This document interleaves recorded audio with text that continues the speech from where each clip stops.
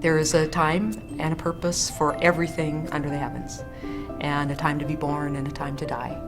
And in this new environment, we bring new life into this world.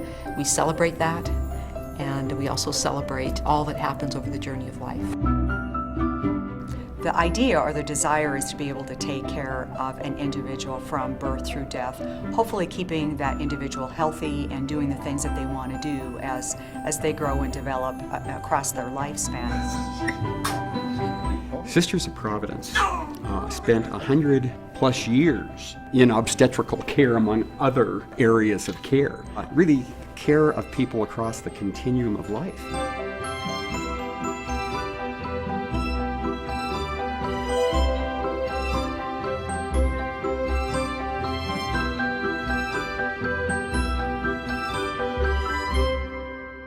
We're one of the oldest, if not the oldest, continuing operating ministry within Providence Health and Services, being founded here in 1873. We delivered our first baby in 1881.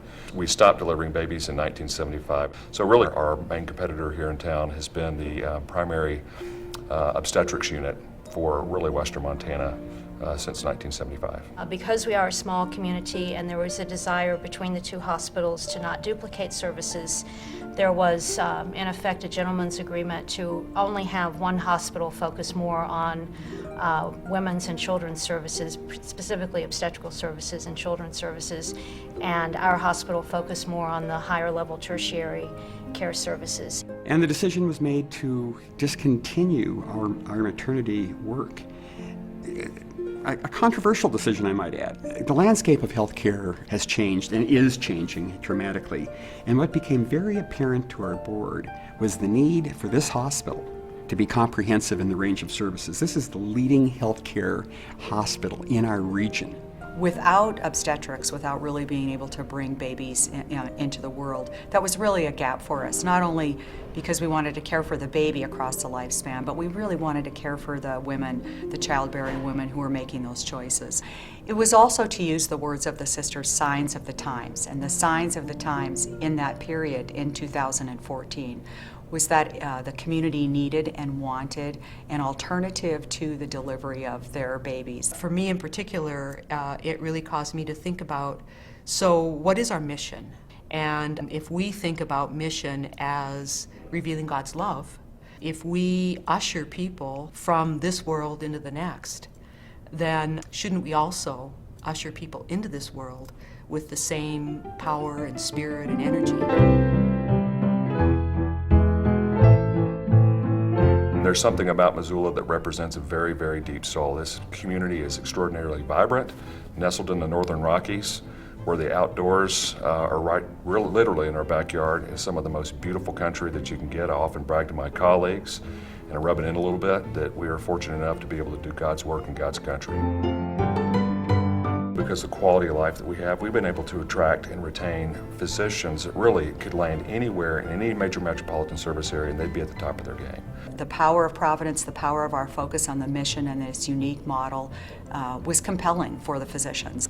Providence from the outset really was a visionary about what they wanted to see develop here. What was great about bringing this unit here and being part of the development team of this hospital, we as clinicians could help develop the safety protocols and procedures to provide obstetrical care, which as a provider and a doctor, you never get that opportunity, except maybe rarely, once in a lifetime if ever, to really build a program foundationally. The labor, delivery, recovery, and postpartum model was one that was unique in the community and really met the needs that the women were expressing. It basically allows the mom and the significant other in the family to be in the room through the entire labor, birth, and postpartum experience. There's no transferring, the rooms are large, they're welcoming, in really a wonderful environment, yet with all the clinical excellence that St. Pat's is known for.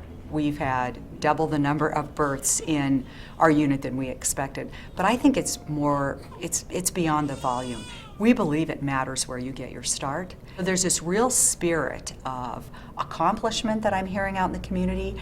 It certainly gives me a sense of pride. So after every birth, to signify that new soul entering through the portals at labor and delivery here, there's a recording of Hush, Little Baby, played and recorded by the harpist here at St. Pat's. As I walk around the hospital, I can't tell you how many times I've been stopped by employees with tears in their eyes who want to tell me how the lullaby speaks to them. Gives them hope, again, in the middle of their busy day, makes them pause, allows us to celebrate with a new family. Uniformly, the lullaby just lifts everybody's spirits. When we actually finally heard the first lullaby, I got to tell you, I did get emotional because it was such a long journey, and the fact that we now have people coming into this world in our setting was just an enormous sense of pride and accomplishment. I've never worked for an organization that was more committed at its very, very core to its mission. I can't say enough for the role the system played in terms of making the Family Maternity Center a reality and in bringing back an incredible tradition that the sisters imparted here when they founded St. Patrick Hospital in 1873. Every single person that gets served in this family center here will have a story. And that story becomes part of our story. And they will share that wherever they go and with whomever they meet. And so we don't know where our story will end up, but we do know that because we've been involved in their lives, our story will be where they are. Oh, don't make me cry. So welcome. All the nurses. I know. I know. You guys are awesome. You guys are the best. Take care.